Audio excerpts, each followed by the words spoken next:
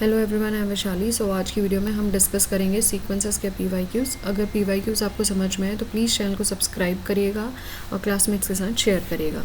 Question number 1 यहाँ पे दिया गया है, consider the sequence an where an is equals to cos bracket के अंदर -1 की power n pi by 2 plus n pi by 3। ये हमें कॉस की वैल्यू यहाँ पे इन्होंने दी गई कि कॉस का ये थीटा है, ये एंगल है।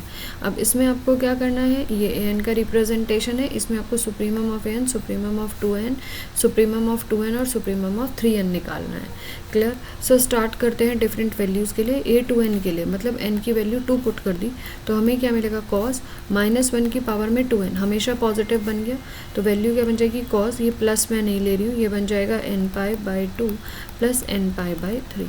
n हमने कितना रखा, 2n, तो यहाँ पे क्या बन जाएगा 2n और यहाँ पे भी 2n। क्लियर है। अब इसको सॉल्व करोगे तो कॉस बन जाएगा 2 n cancel, so it will be n pi plus n pi by 3। So ये वैल्यू बन जाएगी cos of 5 n pi by 3 which is equals to a to n। ये a to n की वैल्यू आ गई। अब n की वैल्यू 1, n की वैल्यू 2, n की वैल्यू 3 पुट करके देखिए और बताइए कि a to n की वैल्यू कितनी आएगी। और ये पूछ रहा है सबसे मैक्सिमम वैल्यू, सुप्रीमम पूछ रहा है, supremum of a to n। So n equal to 1 put करके देखेंगे तो वैल्यू क्या आएगी, cos 5 pi by 3। n equal to 2 put करेंगे तो कॉस 10 पाई बाई 3। इसी तरीके से n इक्वल टू 3 पुट करेंगे तो कॉस 15 पाई बाई 3। ठीक है, तो यहाँ पे 3 यहाँ पे आ जाएगा, तो यहाँ पे कैंसिल होगा तो 5, ये आ गया कॉस 5 पाई। 5 पे आपको पता है कॉस ऑड पाई पे क्या होता है, -1। ऐसे ही फिर n इक्वल टू आप क्या पुट करोगे, 4, n equal to 5, n equal to 6। n equal to 6 जब पुट करोगे तो वैल्यू आएगी कॉस 5 इंटू 6 पाई बाई 3। 3 2 जा तो ये बन जाएगा कॉस 10 पाई। कॉस 10 पाई क्या हो गया, इवन, कॉस इवन वैल्यू क्या आएगी, +1। सो यहाँ आंसर इसने पूछा है supremum of this value, so value आ जाएगी 1। So supremum is 1, so B is the answer. Clear. एक तरीका का ये हो गया आंसर निकालने का, पार्ट बी का क्वेश्चन है, एक है सही हो गया। दूसरा, कॉस के एंगल के बारे में पूछ रहा है कि सुप्रीमम कौन सा आएगा। आपको पता है कि कॉस की वैल्यू हमेशा किस में लाई करती है, +1 होती है या -1। यहाँ पे क्वेश्चन नंबर 2। क्वेश्चन नंबर 2 देखिए, which of the following assertion is correct. Assertion मतलब कि कौन से स्टेटमेंट्स इसमें से सही हैं। तो फर्स्ट क्वेश्चन करते हैं, limit n supremum of e to the power cos, यहाँ है n पाई प्लस -1 की पावर n 2e अपॉन में आएगा 2n, ये पूछा हुआ है। तो हम क्या करेंगे, जब भी -1 की पावर में n जैसी टर्म हो तो एक बार n को इवन रख लो और एक बार n को ऑड रख लो, तो उससे आपका आंसर आ जाएगा। आप n को जब इवन रखोगे तो टर्म आपकी आएगी limit n tends to infinity supremum of e to the power cos 2n pi plus, ये वाली टर्म पूरी प्लस में कन्वर्ट हो जाएगी 2e अपॉन 2n। क्लियर। सो 2n से 2n कैंसिल, कॉस के साथ आ गया n by 2n plus 2e upon 2n, ये वैल्यू हमारे पास आ गई। क्लियर, ब्रैकेट क्लोज, और e to the power this and supremum find करना है यहाँ पे इसका। तो ये ध्यान रखो कि वैल्यू क्या बनी है, पाई बाई 2, और ये n से n कैंसिल, तो n तो यहाँ आएगा नहीं, तो वैल्यू क्या बनी, e to the power cos pi by 2। n tends to infinity करेंगे, ये हिस्सा 0, तो cos pi by 2, cos pi by 2 की वैल्यू क्या होती है 1। e to the power cos pi by 2 is your what 0, cos pi by 2 is 0, तो e टू पावर 0 इज़ 1, तो इक्वल टू 1 हमारा आंसर आ गया सुप्रीमम में। ये कह रहा है ग्रेटर देन 1, नहीं, रॉन्ग, गलत हो जाएगा ना। ऐसे ही 2n प्लस 1 के लिए करके देखोगे तो वहाँ पे वैल्यू आपको क्या मिलेगी, -1।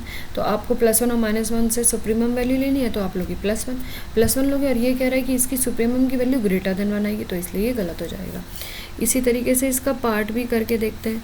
पार्ट बी वाले में देखो क्या है, लिमिट n का मतलब n tends to infinity e to the power log with a natural base e, bracket में n पाई स्क्वायर प्लस -1 की power n e to the power 2 7n, ये हमें मिला हुआ है। ठीक है, अब वही n इक्वल टू इवन रख के देख लेते हैं, क्योंकि -1 है तो माइनस हट जाएगा यहाँ से, तो e और लॉग कैंसिल, बच जाएगा n पाई स्क्वायर, 2 रख रहे हैं यहाँ पे भी 2 into 7n, 2n cancel, infinity रखते ही ये वाला हिस्सा 0, तो वैल्यू बन जाएगी आपकी पाई square by 7। This is your answer, pi square by 7। इसी तरीके से ये वाला करके देखते हैं।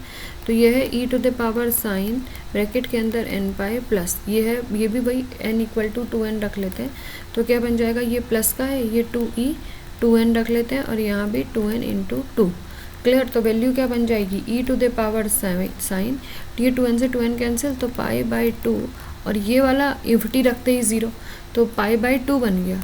और e to the power sine pi by 2 क्या होता है 1, तो e to the power 1 is ई।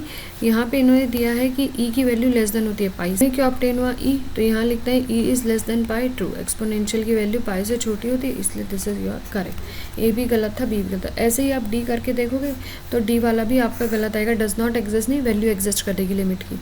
देखो limit n tends to infinity e to the power 10, यहाँ है वही -1 की पावर n होते ही एक बार n को 2n लिख दो, एक बार n को 2n प्लस 1 लिख दो।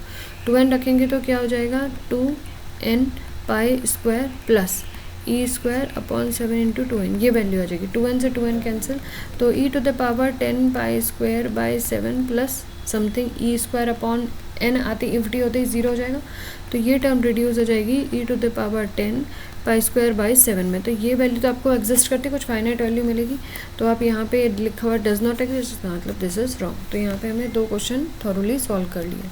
अब करते हैं तीसरा क्वेश्चन, इसका आंसर देखिए। यहाँ पे हमें इसने पूछा है limit n tends to infinity, limit बता दीजिए किसकी, n+1 n+2 so on to n whole to the power 1 upon n, और फिर ब्रैकेट में लिखेंगे r टू द पावर, यहाँ पे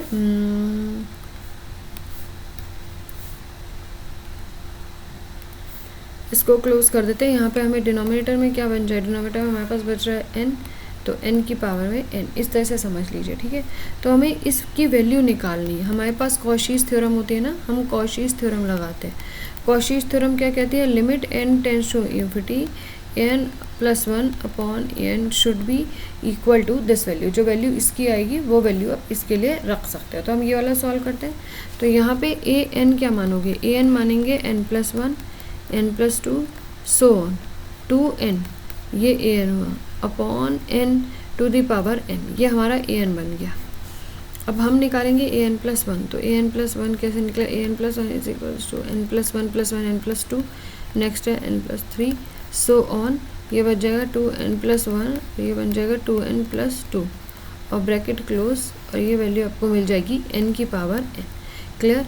और यहाँ पे अब आपको डिवाइडेड बाय an करना है, तो अब आप डिवाइडेड बाय n करोगे तो यहाँ पे ऐसा करते हैं n+1 की पावर n+1 कर देते हैं, यहाँ पे हो जाएगी n की पावर n, और यहाँ पे सारा n+1 n+2 सो ऑन, और ये 2n। अब ये सारा का सारा कैंसिल, ये पूरा कैंसिल और ये पूरा कैंसिल, यहाँ पे एक बच जाएगी n+1 की टर्म, तो ये आ जाएगा an+1 upon an which is equal to 2n+1, ये वाली टर्म बचेगी, और इसके बाद बचेगी 2n+2, और यहाँ पे बचेगा n+1 की पावर में n+1, और साथ में यहाँ पे बचेगा n की पावर में n, और यहाँ पे बचेगा n+1, तो आपको कर देगा 4, और ये n की पावर n कैंसिल होने के बाद हमारे पास बचेगी 1+1 अपॉन n की पावर n, ये एक्सपोनेंशियल का फॉर्मूला होता है। तो 4 upon e is your answer, यही आपका गिवन क्वेश्चन है, this is equal to 4 upon e। I hope clear होगा।